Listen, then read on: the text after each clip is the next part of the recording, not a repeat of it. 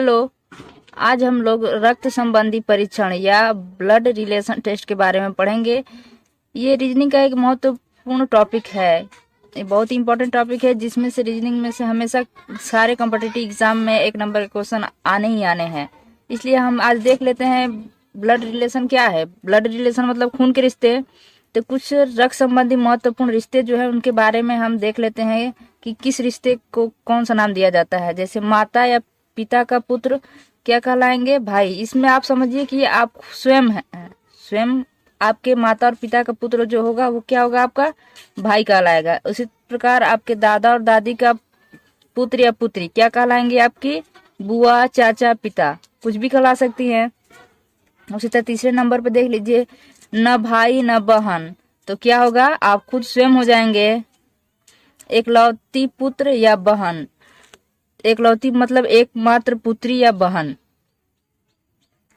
फिर एकलौता पुत्र या भाई, तो एकमात्र पुत्र या भाई कहलाएगा। भाई की पत्नी क्या कहलाएंगी? भाभी।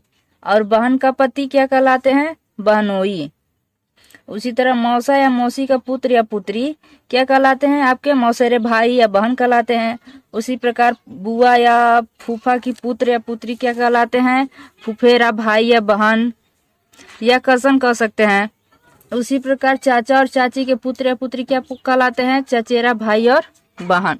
भाई का पुत्र या पुत्री क्या कहलाते हैं? भतीजा और भतीजी। उसी प्रकार बहन का पुत्र या पुत्री क्या कहलाते हैं? भांजा और भांजी कहलाते हैं। पति और पत्नी की बहन क्रमशः ननद और साली। देखिए, पति की बहन क्या कहलाएगी? आपकी ननद। और पत्नी की बहन क्या कहलाएगी? साली। उसी तरह पति और पत्नी का भाई क्रमशः देवर और साला कहलाते हैं। पुत्री का पति क्या कहलाते हैं? दामाद। पुत्र की पत्नी पतोई या बहू।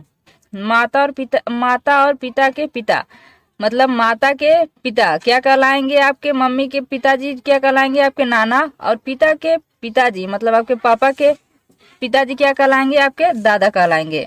उसी प्रकार माता और पिता की माँ क्रमशः नानी और दादी कहलाती हैं। माता और पिता की बहन, जैसे माँ की बहन आपकी क्या कहलाएंगी? मौसी। और पिता की बहन क्या कहलाएंगी? बुआ। उसी प्रकार माता और पिता की भाई क्रमशः मामा और चाचा कहलाते हैं।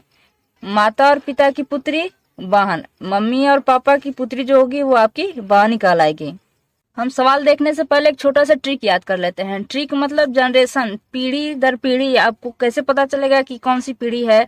जैसे हम कह सकते हैं, आप मान लीजिए दादाजी हैं आपकी पहली पीढ़ी, तो दादाजी आ गए, उसमें दादी भी आ गई, नाना और नानी भी आ गए, चाहे छोटे दादा बड़े दादा जो भी हैं वो लोग आ जाएंगे ये पहले जनरेशन में। अब आते हैं उसके नीचे दूसरे जनरेशन में। दूसरे जनरेशन हम कह सकते हैं जैसे कि दादाजी के पुत्र क्या हुए? आपके पापा हुए या चाचा भी हो सकते हैं। चाहे दादी की जो है दादाजी के आपकी दादाजी की पुत्री हुई वो आपकी क्या कहलाएंगी? बुआ कहलाएंगी।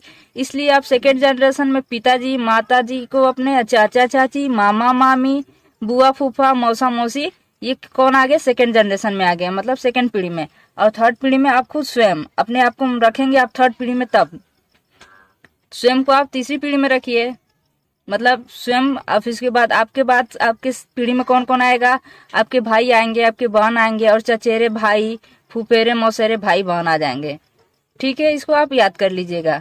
हम इस पे आधारित सवाल देख लेते हैं। देखिए हमारा सवाल क्वेश्चन नंबर 1 क्या है? किसी औरत की तस्वीर की ओर इंगित करते हुए अजीत ने कहा, वह मेरी माँ के पति की माँ की पुत्री है, बताइए कि वह औरत अजीत की कौन होगी।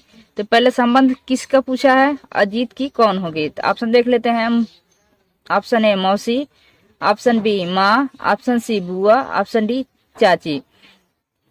इस सवाल में ही जवाब होता है। आप सवाल को पहले अच्छे से पढ़िए एक बार और उसको ध्यान से देखिए। इसमें क्या कह रहा है लास्ट में? देखिए, बताइए कि वो औरत अजीत की कौन है। तो किससे संबंध पूछ रहा है? अजीत से। और किसका संबंध किससे पूछ रहा है? तस्वीर की ओर से इंगित करते हैं, मतलब तस्वीर और अजीत का संबंध पूछ रहा है। तो इसके लिए सबसे पहले हम अजीत और तस्वीर को एक तरफ बना लेते हैं। देखिए हमने यहाँ पे लिखा है, पहले अजीत को लिखा है, फिर यहाँ पे तस्वीर को हम बना लेंगे। अजीत और तस्वीर के बीच का संबंध पूछ रहा है, तो इसके बीच का संबंध क्या पूछ रहा है? अजीत ने क्या कहा? फिर ये देखिए, वह मेरी माँ के पति, मतलब अजीत के माँ अजीत कह रहा है ना कि अजीत ने कहा, क्या कहा, वह मेरी माँ के पति। तो पहले यहाँ से इतना बस देख लेते पहले, वह मेरी माँ के पति, यहाँ तक देख ले रहे हैं हम लोग। तो अजीत ने क्या कहा कि अजीत की माँ, अजीत की माँ के पति। तो अजीत के माँ के पति क्या कहलाएंगे, अजीत के पिता कहलाएंगे। अजीत की माँ के पति जो हैं, अजीत के क्या कहलाएंगे, पिता। क्योंकि माँ के पति जो होंगे वो आपके मम्मी के पति क्या कहलाएंगे, आपके पापा कहलाएंगे। फिर यहाँ से देखिए, हमने यहाँ तक सवाल को ये समझा, उसके आगे का देख लेते हैं। स्टेप बाय स्टेप इसको भी समझा जाता है। फिर इसके बाद क्या कर रहा है, पति की माँ, मतलब अभी आपने लिखा पति क्या कहला है, माँ के पति क्या कहला है, आपके पिता कहलाते हैं। और फिर यहाँ क्वेश्चन में कह रहा है पति की माँ, मतलब कि इस आपके पिता की माँ। देखिए हमने यहाँ पे लिखा है आपके पिता और माँ के पति, माँ के पति हुए और आपके पिता हुए। तो पति के माँ जो हो गए वो आपके क्या लगेंगे, आपकी दादी लगेंगी। क्योंकि अगर पापा की मम्मी है तो आपकी दादी होंगी, और माँ की मम्मी होती इतना नहीं होती। लेकिन सवाल में क्या कर रहा है, जब हमने संबंध देखा और माँ और पति का, तो हमारा अजीत से संबंध क्या बना है, माँ के पति का अजीत से संबंध बना है उनके पिता का।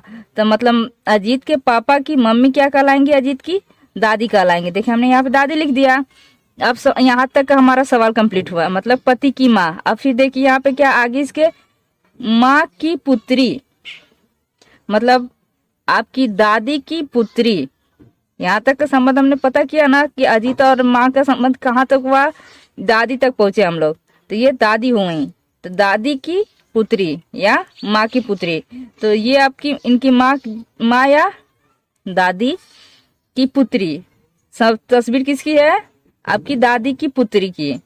तो आपकी दादी की जो पुत्री होंगी वो क्या कहलाएंगी, आपकी बुआ कहलाएंगी। दादी की पुत्री क्या कहलाएंगी, बुआ। इसका जवाब क्या हुआ, ऑप्शन सी, क्या हुआ, बुआ।